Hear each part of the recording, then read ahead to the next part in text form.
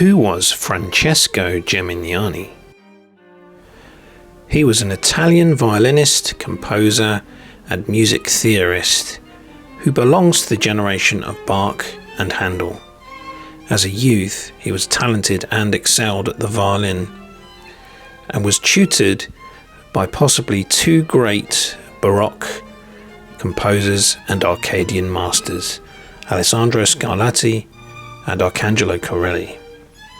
When he was older, he travelled around Europe, teaching and writing music, and lived in cities such as Paris, London, Dublin, and other cities too. Throughout his career, Geminiani would be celebrated not only as a composer, but also as a performer. And he would come up with the Geminiani grip. His music, after his death, would become forgotten for a long time, until finally interest in his work was revived. But in his day, he was a superstar of the violin. BBC Radio 3 once described him as now largely forgotten, but in his time considered almost a musical god, deemed to be the equal of Handel and Corelli. Let's go over the highlights of Geminiani's life then. He was born in 1687 in Lucca, Italy. He studied with Corelli. He had orchestral appointments in Lucca in 1707 and in Naples in 1711. He moved to London in 1714, where he became friends with Handel and performed for the king in 1715. He became a Freemason whilst in London. He travelled to Paris, the Netherlands and Ireland. He composed concerti grossi and chamber music and wrote treatises on music, and also had successful pupils, and he died in 1762 in Dublin, Ireland. So let's go through his biography. Francesco Saverio Geminiani was born on the 5th of December 1687 and lived until the 17th of September 1762. So he lived to age 74. Born in Lucca in Tuscany, he showed at an early age considerable talent after being taught violin lessons by his father. He then went on to lessons with a chap called Il Gobbo the Hunchback, according to the BBC, and later studied the violin under Carlo Ambrogio Lonati in Milan, and after that he studied under Arcangelo Corelli. And it's also considered possible that he studied composition and lessons in music from Alessandro Scarlatti, an opera composer, during his time in Naples. At the age of 20, he returned to his hometown of Lucca, where he played the violin in the town orchestra for 3 years. From 1707, he took the place of his father in the Cappella Palatina of Lucca, and then in 1711, he led the opera orchestra at Naples as leader of the opera orchestra and concertmaster, and it was this position that afforded him many opportunities for contact with Alessandro Scarlatti. By this time he had become recognised as a brilliant violin virtuoso. Indeed, the orchestra appears to have experienced some difficulty in following him due to his improvisational virtuosity, or as the music historian Dr. Charles Burney put it, his unexpected accelerations and relaxations of measure. After brief return to Lucca in 1714, he set off for London in the company of Francesco Barsanti, an Italian flautist, oboist and composer, where he arrived with the reputation of a virtuoso violinist that had preceded him. And he soon attracted attention and patrons, including William Capel, the 3rd Earl of Essex, who remained a consistent patron.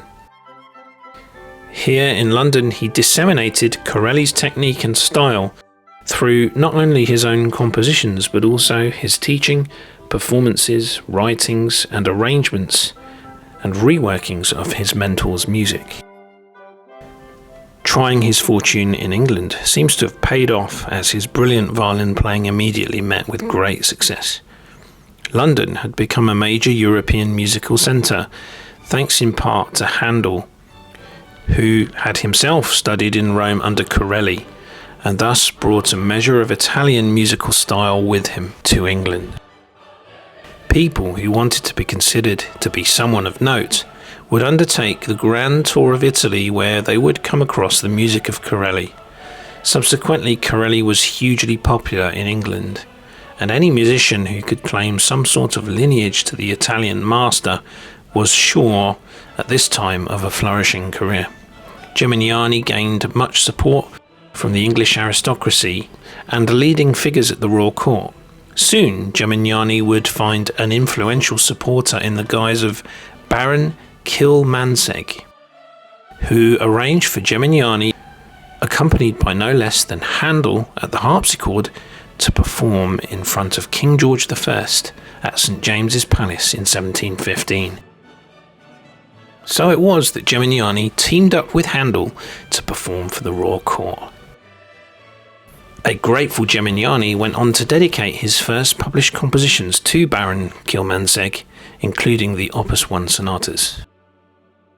He soon established himself in London as the leading master of violin playing, with his concerts, his published compositions, and his theoretical treatises, the first and most important being The Art of Violin Playing of 1751, which included all the technical principles of essential violin performance, and which we'll come back to a little further in the video. In the mid-1720s, he became a Freemason in London, notably as a leading member of the short-lived lodge Philo Musicae Architecturae Societas at the Queen's Head Tavern on Fleet Street. He seems to have retained his Masonic connections thereafter. On February the 1st, 1725, he joined this lodge in London, becoming the first Italian to be initiated into this lodge. And on the 12th of May 1725, he became Fellow Craft and Master Mason on the same day. On the 11th of May 1728, the Grand Master of the Premier Grand Lodge of England, James King, the 4th Baron of Kingstone, designated the brothers Geminiani for constituting in Naples the first Italian regular Masonic lodge, directly affiliated to the English Freemasonry. Mozart, of course, also famously joined the Masons. Geminiani made a living by teaching and writing music and tried to keep pace with his passion for collecting by dealing in art, but not always successfully. Many of his students went on to have successful careers of their own, such as Charles Avison, Matthew Dubourg, Michael Christian Festing, Bernhard Joachim Hagen, and Cecilia Young. So he also counted a female student among his students who went on to success. He also had aristocratic pupils, among them the Earl of Essex, who in 1728 tried unsuccessfully to arrange for Geminiani to become master and composer of the state music of Ireland. It was also the Earl of Essex who had to rescue him from prison after he ran into debt through his consuming passion for art dealing and collecting. And this is maybe what led him to leave London for a period for Dublin in 1733, where he rapidly built up a fine reputation as a teacher, performer, concert promoter and musical theorist. In that same year, he opened a concert room in Dublin, using the upstairs premises for music and the rooms below for trading in pictures. However, he was soon to return to London to make it his permanent home, although he did pay another visit to Dublin a few years later. But before he returned to London, he visited Paris and the Netherlands, returning to England around 1755. As a musician, Geminiani established his reputation mostly in aristocratic circles and performed only rarely in public. For the last 15 years of his life, his output was dominated by theoretical writings. 2 treatises on musical taste, one on the art of continuo accompaniment, one on guitar playing, and one on figured bass harmony and musical composition, appeared during this period. Most significant of all, though, was The Art of Playing on the Violin, one of the very first mature surveys of violin playing. It was the only violin method of an advanced technical standard to be compiled by a native of Italy and published in England in the 18th century.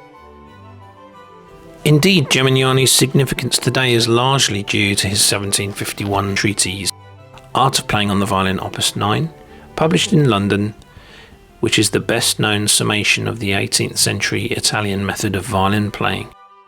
and is also an invaluable source for the study of late Baroque performance practice. The book is in the form of 24 exercises, accompanied by a relatively short but extremely informative section of the text, giving detailed instructions on articulation, trills and other ornaments, shifting, and other aspects of left and right hand violin technique. The instructions in this treatise are famously opposed to those expressed by Leopold Mozart in his own treatise on the fundamental principles of violin playing of 1756, on several issues including on bow hold, vibrato, the so-called rule of the down bow, which states that the first beat of every bar must be played with a downstroke. Although he recommends a relatively old-fashioned violin hold with the instrument rested just below the collarbone without chin support, his method for acquiring the optimum position of the fingers and thumb on the fingerboard in first position, the so-called Geminiani grip, was hugely influential. This aspect was in fact adopted by Leopold Mozart in his violin method, and was perpetuated in relatively advanced 19th century treatises by such writers as Bartolomeo Campagnoli and Ferdinand David. It allowed some flexibility for different hand and finger sizes, ensured that the elbow was positioned well under the middle of the violin, and permitted the fingers to fall naturally and perpendicularly onto the strings. The Art of Playing on the Violin appeared in several editions, including translations into French and German. Various shortened, improved and plagiarized versions were also issued well into the 19th century, and an abridged edition was even published in Boston, the United States in 1769.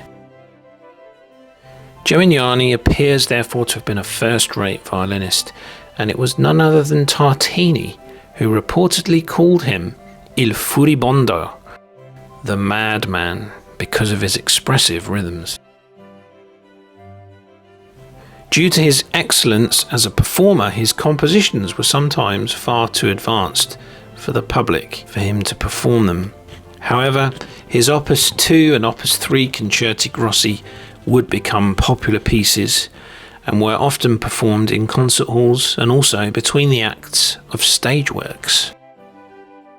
Geminiani based his earliest published concertos on Corelli's sonatas for violin and continuo Opus 5, and would later make further concerto arrangements based on Corelli's works. His Opus 3 Concerto Grossi was ranked amongst the most popular works at the time. He also published further concertos as Opus 7 in 1746 and The Enchanted Forest, a staged pantomime scored for 2 violins and cello with an orchestra of 2 trumpets, 2 flutes, 2 horns, strings and timpani, and this was presented in Paris at the Tuileries Palace in 1754. Geminiani published both chamber music and concertos, a number of sets for sonatas for violin and basso continuo, and a number of sets of concerto grossi. It's interesting that his Opus 2 and Opus 3, his best-known compositions, are deeply contrapuntal to please a London audience still in love with Corelli, compared to the gallant work that was fashionable on the continent at the time of their composition. Geminiani also published a number of solos for the violin, 3 sets of violin concerti, 12 violin trios, as well as works for harpsichord and organ and guitar, amongst other works. His Guida Harmonica of circa 1752, with an addendum in 1756, served as a sort of encyclopedia of basso continuo patterns and realizations, containing some 2,236 patterns in all. As a renowned violin virtuoso, he published several challenging collections of his violin sonatas which require dramatic flair from the player. Indeed, such was the difficulty of his Opus 1 and 4 in particular, that very few contemporary violinists dared play them in public. Among the sonata movements are fugues and double fugues, strong in imitative counterpoint, and idiomatic passages of multiple stopping. Geminiani provided ornaments for both slow and fast movements as well as cadenzas. He advocated the use of vibrato as often as possible. The expressiveness of his playing was much admired by both Hawkins and Burney, as well as, of course, by Tartini. He also published further books on musical theory, such as Rules for Playing It in a True Taste in 1748, revised later as a Treatise of Good Taste in the Art of Music, The Art of Accompaniment, written from the soloist's point of view. Critics of Geminiani's compositions would cite lack of discipline and underdevelopment. Charles Burney took Geminiani to task for irregular melodic structure. Hawkins, on the other hand, was of the opinion that Geminiani's approach represented an important advance in composition. Later on in his composition, he developed a mature individual style, introducing French and other influences into his music and increasing its technical demands, particularly in his fugal sonata movements. In 1761, on one of his sojourns in Dublin, a servant robbed him of a musical manuscript on which he had bestowed much time and labour. His vexation at this loss is said to have hastened his death, and he died in Dublin on the 17th of September 1762 and was buried there, although his remains were later reburied in the city of his birth in the church of San Francesco in Lucca. In conclusion then, Francesco Geminiani was an influential Italian Baroque violinist, composer and theorist who dominated the London musical scene alongside Handel. A student of Corelli, he was a renowned virtuoso, known for his eccentric style, publishing pioneering treatises like The Art of Playing on the Violin. In 1932, at a commemoration to mark the 170th anniversary of Geminiani's death, music professor Adolfo Betti remarked, "Among the many distinguished musicians of the 18th century, Geminiani occupies a curious and almost paradoxical position. He is simultaneously one of the most eminent and one of the least well known." Even today, the legacy of the Italian violinist, composer and teacher has still to be fully recognised, even though his 1751 work, The Art of Playing on the Violin, was for over 75 years the predominant treatise on string playing in England, and had a far-reaching influence in Europe and even in America throughout the late 18th century. Geminiani's social status and the respect afforded to him as a violin teacher ensured the dissemination of his ideas and the raising of standards throughout all levels of violin playing in his centres of influence. His role of distinguished pupils, for the most part, went on as musicians to perpetuate Geminiani's principles for future generations. Stanley Ritchie, professor of violin and early music of Indiana University Jacobs School of Music in the US, said that the art of playing on the violin is one of the best conceived violin methods of all. And Annette Isserlis, a tutor of Baroque viola at the Royal Northern College of Music in the UK, said that Geminiani's work is a benchmark for all string players and for any repertoire. This is not merely in matters of technique or style, but rather in the philosophy behind his words and examples. Although he was deemed great by some, a god among musicians, many of his publications were in fact financial failures. He was also nicknamed a reheater on account of the amount of times he would publish the same work, revised or arranged for different instruments. But despite the unsettled financial nature of his career, he remained as popular as ever in England up until 1800, especially with his Opus 3 Concerto Grosso.